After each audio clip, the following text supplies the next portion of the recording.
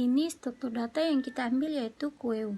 Jadi queue ini adalah struktur data linear yang menerapkan prinsip operasi di mana elemen data yang masuk pertama akan keluar lebih dulu.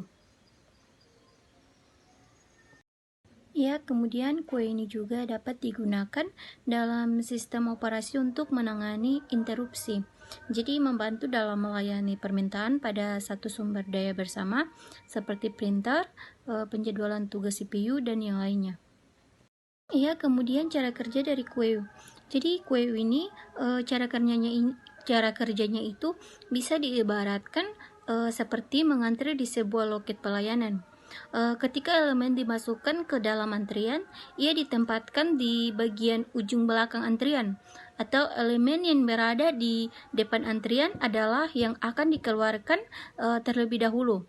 Ketika sebuah elemen dikeluarkan dari antrian, elemen di belakangnya akan menuju satu langkah ke depan. Ya, kemudian sampel queue itu yang pertama. Ia merupakan jenis paling dasar dari antrian atau elemen-elemen yang ditambahkan di belakang dan dihapus dari depan antrian. Kemudian yang kedua itu circular dari queue. Jadi ia bekerja jika elemen terakhir dalam antrian telah diisi atau elemen berikutnya ditempatkan di awal antrian. Ia menciptakan siklus. Hal ini ia memungkinkan penggunaan memori yang lebih efisien dalam beberapa kasus. Kemudian priority. Jadi jenis antrian yang memprioritaskan elemen berdasarkan prioritas tertentu yang dengan setiap elemen. Jadi elemen dengan prioritas lebih tinggi akan dikeluarkan lebih awal daripada elemen dengan prioritas lebih rendah. Kemudian double-ended atau queue atau dequeue. Jadi double-ended queue ini juga dikenal sebagai dequeue. Jadi ia memungkinkan penambahan atau penghapusan elemen dari kedua ujung antrian, yaitu di depan dan di belakang. Ini memberikan fleksibilitas tambahan dalam manipulasi antrian. Kemudian ada beberapa karakteristik dari queue. Jadi yang pertama itu, queue ini adalah struktur FIFO atau first in, first out. Kemudian yang berikutnya itu, untuk menghapus elemen terakhir dari queue, semua elemen yang dimasukkan sebelum elemen tersebut harus dihilangkan atau dihapus. Kemudian queue ini juga adalah daftar berurutan dari elemen-elemen dengan tipe data yang serupa. Kemudian queue ini juga adalah struktur data abstrak atau ADT yang memungkinkan operasi sebagai berikut, yaitu enqueue, yaitu menambahkan elemen ke akhir antrian, dan dequeue itu menghapus elemen dari depan antrian. Kemudian isEmpty itu memeriksa apakah antrian kosong atau tidak. Kemudian isFull itu ia memeriksa apakah antrian sudah penuh atau tidak. Kemudian peak itu mendapatkan nilai bagian depan antrian tanpa menghapusnya.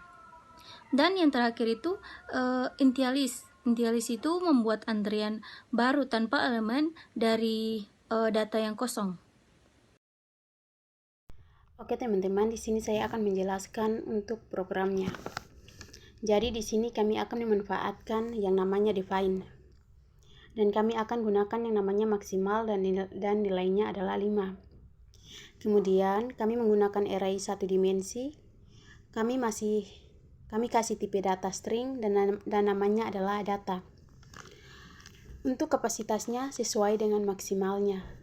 Sekarang kami juga buat sebuah variabel untuk mendeteksi saat ini datanya itu sampai di mana.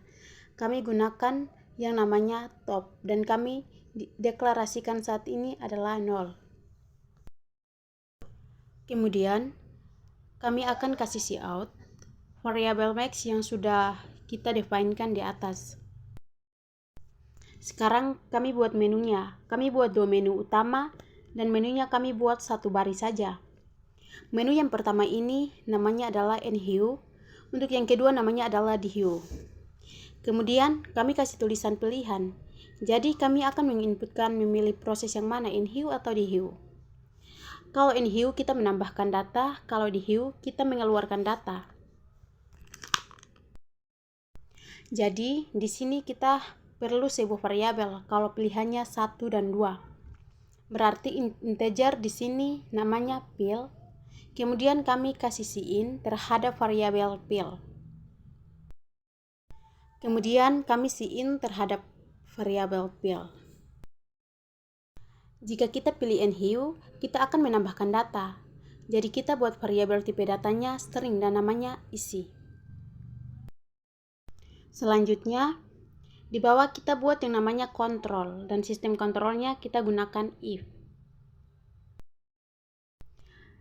Kemudian untuk DHEW kita akan cout. Selanjutnya kami akan subprogram di dalam main. Namanya adalah hew, kemudian berikan titik. Selanjutnya untuk semua yang berada di dalamnya, kita akan masukkan ke dalam subprogram hew ini. Kita akan jorokkan ke sebelah kanan biar kita tahu kalau ternyata itu adalah milik dari hew ini.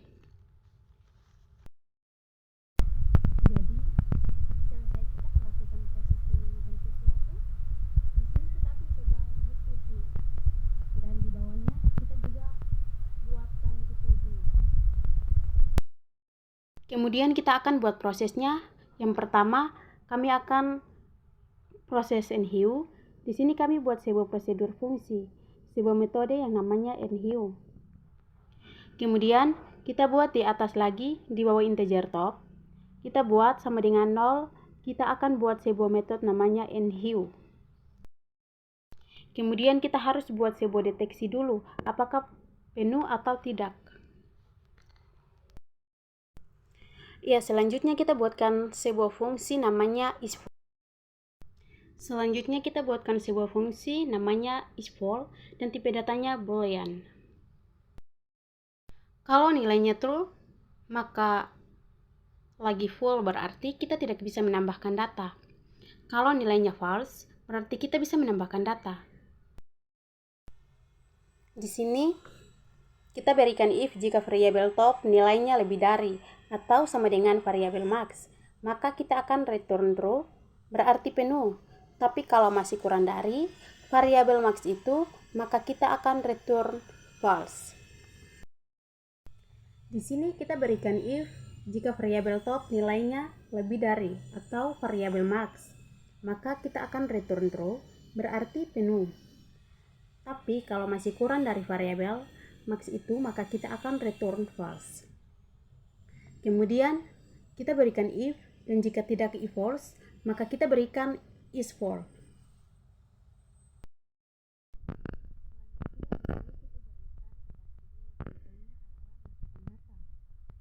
Kita cin terhadap variabel data. Kemudian kita masukkan ke antrian top. Kemudian kita berikan top display. Selanjutnya kita buat void view. Jadi kita menampilkan data ketika antriannya itu ada datanya. Kalau tidak ada datanya, maka kita tidak bisa menampilkan apapun. Jadi kita buat bool fungsi isEmpty. Di sini if jika top nilainya 0, maka kita akan return true. Jadi else kalau top itu tidak 0, maka ada datanya. Jadi kita return false, jadi tidak kosong. Kemudian kita manfaatkan view-nya. Di view kita berikan if. Jika tidak isi empty, maka kita akan menampilkan datanya. Selanjutnya kita menggunakan perulangan club, menggunakan for variabel a. Mulai dari top dikurangi 1, selama variabel a masih lebih dari sama dengan 0, maka a akan kita diinkremenkan. Selanjutnya kita menampilkan cout. Kita akan menampilkan angka, kita akan tambahkan dengan angka 1 biar tidak ada angka 0-nya. Kita berikan titik, spasi, terus datanya ke A. Ya, kemudian di atas tampilan menu, kita akan coba tampilkan data yang tersimpan dengan memanggil view. Ya, selanjutnya kita buat metout di view. Kemudian kita berikan if antrean tidak is empty. Selanjutnya, kita for dan buat variabel a dimulai dari 0 dan a kurang dari top kurang 1 dan a diinkremenkan. Kemudian kita menggeser data ke A atau data ke 0. Ya, selanjutnya kita akan berikan data 0 plus 1 dan karena data 0 tidak perlu maka data ke A adalah data A tambah 1. Selanjutnya top plus plus kita akan inkremenkan. Selanjutnya kita masukkan metodenya ke dalam main program. Kita cout dan hapus atau di komen. Kemudian kita kasih sistem Charles untuk parameternya. Terus untuk programnya namanya DSU. Ya, selanjutnya kita masukkan methodenya ke dalam main program. Kita cout-nya dan dihapus atau di comment. Kemudian kita kasih sistem CLS untuk parameternya. Terus untuk programnya namanya DSU. Selanjutnya kita compile untuk hasilnya.